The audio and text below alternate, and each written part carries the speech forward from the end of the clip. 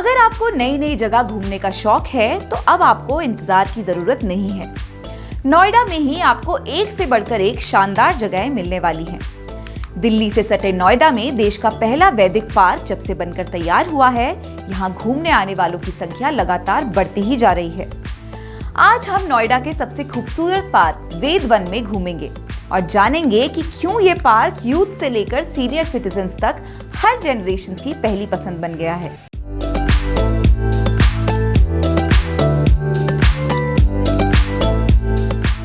नोएडा के सेक्टर 78 में चौतरफा बहुमंजिला इमारतों के बीचों बीच फैला हरा भरा ये पार्क कोई आम पार्क नहीं है।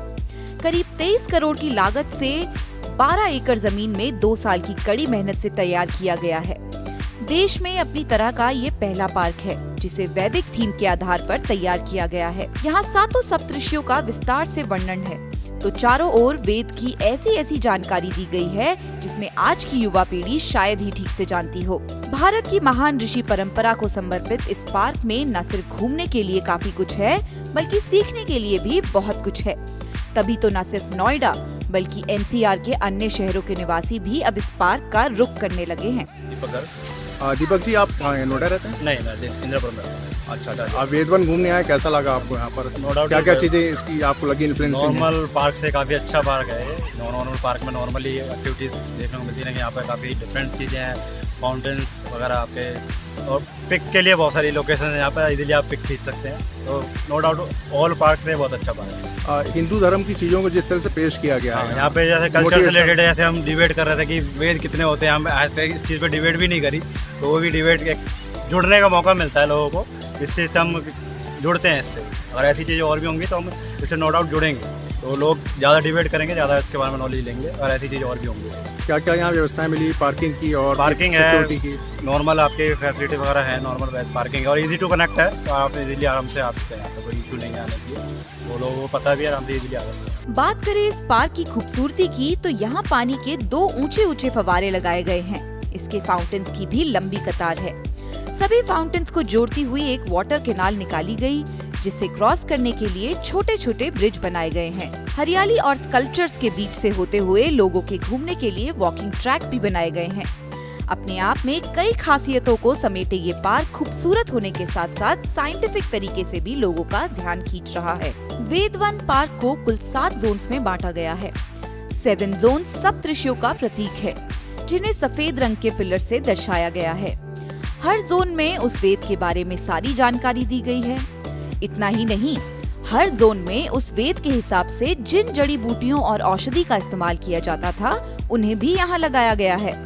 पार्क के कुल 3 एंट्री और एग्जिट पॉइंट्स हैं। यहाँ करीब 15 स्कल्पचर्स लगाए गए हैं, जिनमें से कुछ तो ऐसे हैं जिन्हें अलग अलग तरफ से देखने में अलग अलग अनुभव किया जा सकता है।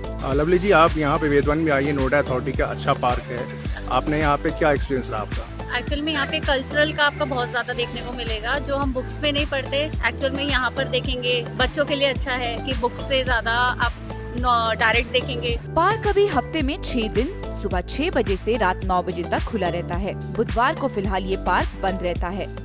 पार्क घूमने आने वालों के लिए फिलहाल एंट्री फ्री है, जिससे आम दिनों में यहाँ रोजाना करीब 5 से 6 हजार लोग घूमने आते हैं, तो वीकेंड में ये आंकड़ा बढ़कर 20,000 के आसपास पहुँच जाता है। पार्क के मेंटेनेंस की जिम्मेदारी नोएडा अथॉरिटी द्वारा नामित एक निजी कंपनी के हाथों में है, तो वहीं सुरक्षा व्यवस्था की जिम्मेदारी प्राइवेट गार्ड्स के जिम्मे है।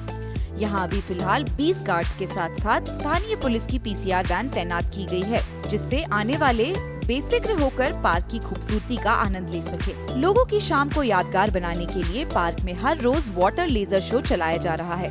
इसमें 21 मिनट तक वेदों और पुराणों की जानकारी दी जाएगी। पार्क में open gym, amphi theatre, parking और खान पान के लिए रेस्टोरेंट्स की व्यवस्था भी की गई है। तभी तो क्या आम क्या खास, नोएडा का वेद वन पार्क समाज के हर वर्ग की पहली पसंद बन गया है। आज का नोएडा के लिए अजय सिंह चौहान की रिपोर्ट।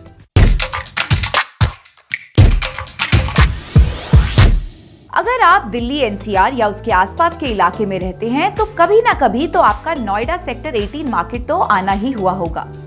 सेक्टर 18 मार्केट, जिसे आम बोलचाल की भाषा में अट्टा बाजार के नाम से भी जाना जाता है, आज नोएडा का कनॉट प्लेस बन चुका है।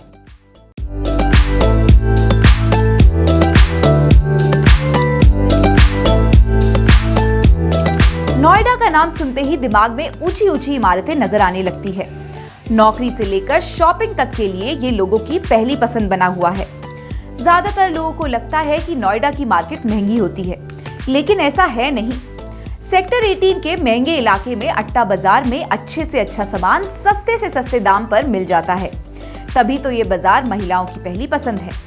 महिलाएं अक्सर यहीं शॉपिंग करना पसंद करती हैं। एनसीआर की सबसे मशहूर बाजारों में शुमार सेक्टर 18 मार्केट को आकर्षण और बेहतरीन बनाने के लिए नोएडा विकास प्राधिकरण ने खूब मेहनत की है। लेकिन ये सब रातों रात नहीं हुआ है। इसके पीछे बाजार के हजारों व्यापारियों और प्राधिकरण की वर्षों की मेहनत है। आज सेक्टर 18 मार्केट जिस जगह पर है, वह कुछ दशक पहले तक यमुना के डूब क्षेत्र से लगी खाली और बेकार जमीन थी। शुरुआत में कुछ गिनी चुनी इमारतें ही थी, लेकिन धीरे धीरे ये दायरा बढ़ता चला गया। आज अकेले इस मार्केट में 4 बड़े बड़े shopping malls, 2 multi level parking और 1 मेट्रो स्टेशन है। लोगों के बीच जैसे जैसे ये बाजार फेमस होता गया, वैसे वैसे यहाँ आने वालों की भीड़ बढ़ती गई। दोपहर के समय भी यहाँ ट्रैफिक जाम जैसी समस्या आम लगती है। वीकेंड और शाम के समय तो हालात बेकाबू ही हो जाते हैं। कहने को तो यहाँ मल्टी लेवल पार्किंग है, लेकिन बाजार से दूर होने के कारण फैमिलीज अक्सर उसे अवॉइड करती हैं, जिससे छोटे और मीडियम साइज शोरूम की कमाई में गिरावट आई है। पार्किंग महंगी होने की वजह से लोग अक्सर शॉपिंग मॉल्स का रुख लेते हैं। छोटी मोटी समस्याओं के बावजूद नोएडा का कनॉट प्लेस लोगों की पहली पसंद बना हुआ है, जहां सिर्फ नोएडा ही नहीं बल्कि पूरे दिल्ली एनसीआर के लोग शॉपिंग करने आते हैं। ऐसे में जरूरी है कि यहाँ उपलब्ध सुविधाओं में इजाफा किया जाए। क्या बदला है? काम कम हुआ है, ऐसे डेवलप हुआ है सेक्टर 18 का। जैसे ये टाइल्स वगैरह लग गए हैं, लाइटें लग गए हैं, सुंदरीकरण हुआ है। एंड उसका बेनिफिट जो शॉपकीपर को मिलना चाहिए वो नहीं है, क्योंकि क्रेज जो था 18 का वो बढ़ चुका है। आपका सुरेश श्री जी, ये अट्टा मार्केट है नोएडा का जी। आप यहाँ आते रहे पहले? कम आता हूँ। कैसा मार्केट लगता है आपको? ठीक है, थोड़ा एक्सपेंसिव है। महंगा हाँ, थोड़ा महंगा है। पार्किंग वगैरह भी थोड़ा महंगी है यहाँ पे, तो ऐसा लगता है। बाकी ओवरऑल ठीक है मार्केट, ऐसा कुछ नहीं है। सेक्टर 18 अट्टा मार्केट था, वो कैसा था और आज के दौर में कैसा है? पहले बहुत अच्छा था, काफ़ी क्राउड था पहले, अब क्राउड नहीं रहा, कम हो गया। जैसे जैसे मार्केट बढ़ती जा रही है, क्राउड कम हो गया। क्या कारण है इसका?